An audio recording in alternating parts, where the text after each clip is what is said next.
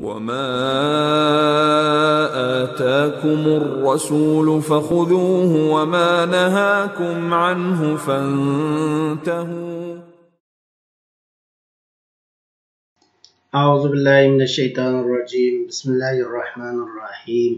الحمد لله والصلاة والسلام على رسول الله وعلى آله وصحبه ومن والاه أما بعد.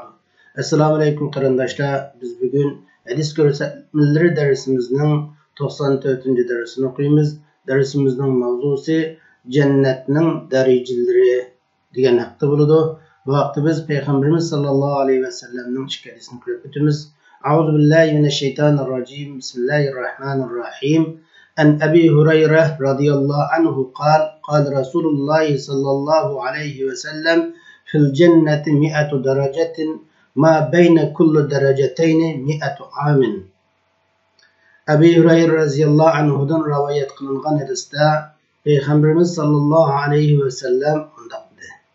Cennette 100 derece var. Her iki derecenin o'rtadagi musofa 100 yillik musofaga o'xshaydi. İkinci bir hadis Ubadat ibn Samit radhiyallohu anhudan rivoyat qilingan hadis. An Ubadat ibn Samit anna Rasululloh sallallohu alayhi ve sellem قال في الجنة 100 درجة ما بين كل درجتين كما بين السماء والأرض والفردوس أعلاها درجة ومنها تفجر أنهار الجنة الأربعة ومن فوقها يكون الأرش فإذا سألتم الله فاسألوه الفردوس. Ubadat ibn Samit radhiyallohu anhudan rivoyat qilinadi ki Rasululloh sallallohu alayhi ve sellem mundaq degan. Cennette 100 derece var. Her iki derecenin o'rtasi osmon zaminning o'rtasiga o'xshash. Firdavs cennetlerinin derecette en yukarısı.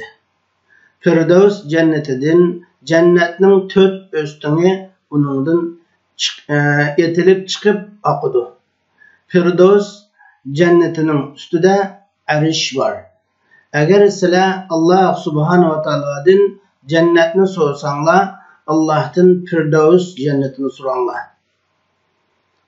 Şimdi dersimizge yine hadisga qaraydigan bo'lsak, biz dersimizning mavzusini cennetning darajalari dedik.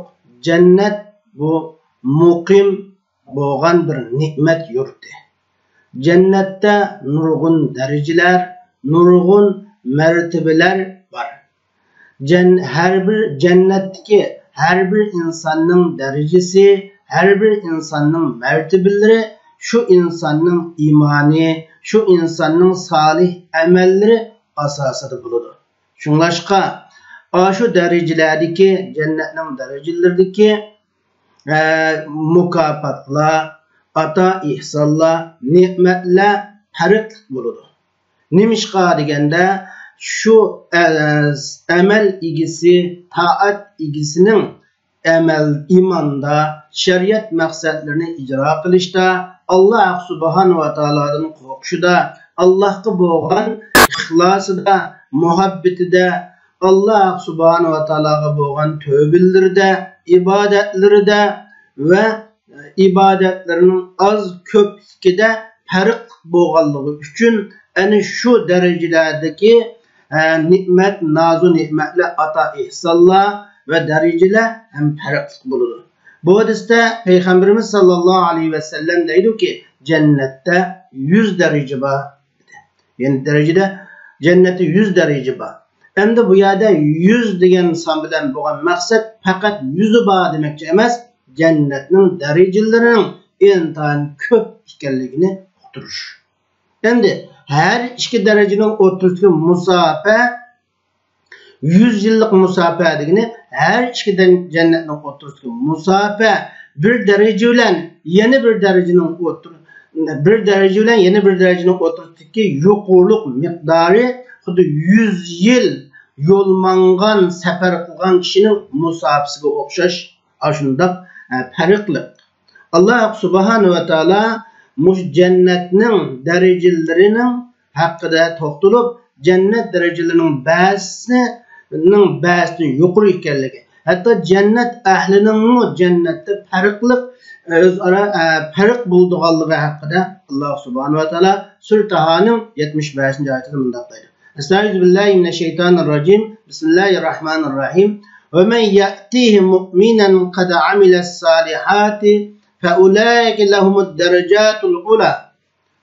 Allah subhanahu wa taala deydi ki, kimki Rabbiga qiyomat kuni salih amallarni qilgan, Rabbiga iymon keltirgan holatda kelsa, ana shu odamlar uchun oliy martabalar bor, oliy darajalar bor.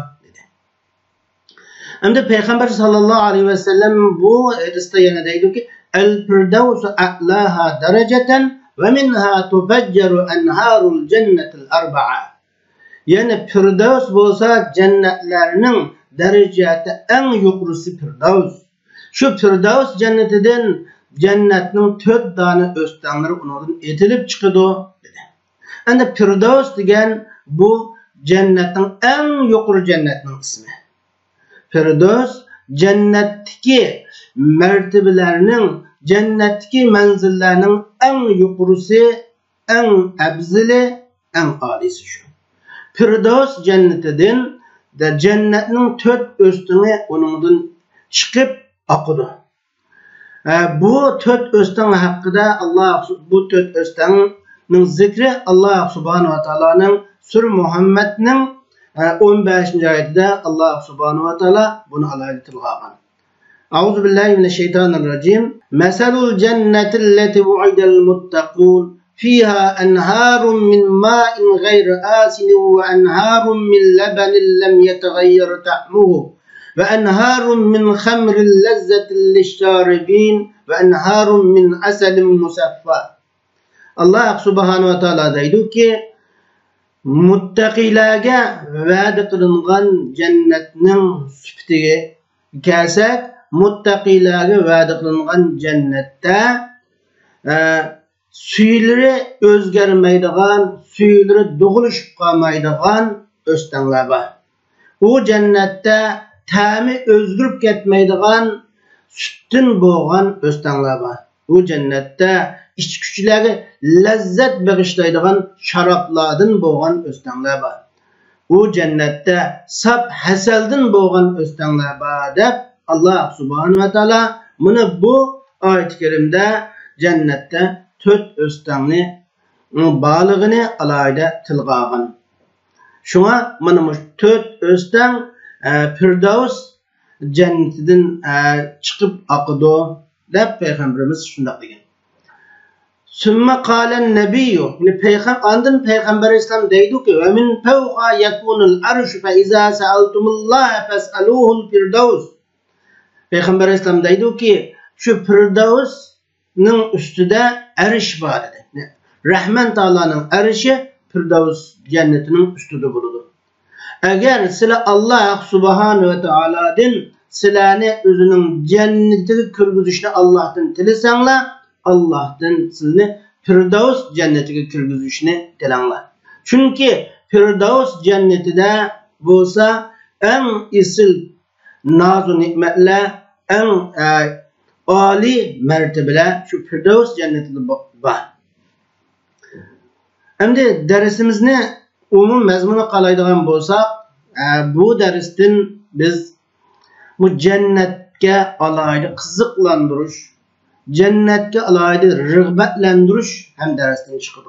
Yani cennet için tirişimizin bek zürürlükini turvalayımız. İkinci birisi cennet ehlinin özünün mertebelerinde şu farklılık bulunduğallığı bu hadisin kurvelanıdı. Üçüncü birisi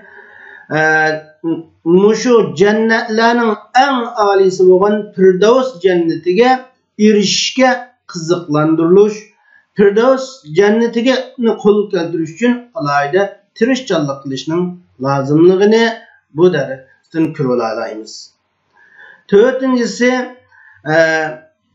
Firdevs cenneti cennetlerinin hammasidan yuqori ekanligi, Rahman Taoloning arshi Firdevs cennetinin ustida ekanligini bu darsdan ko'rib olamiz.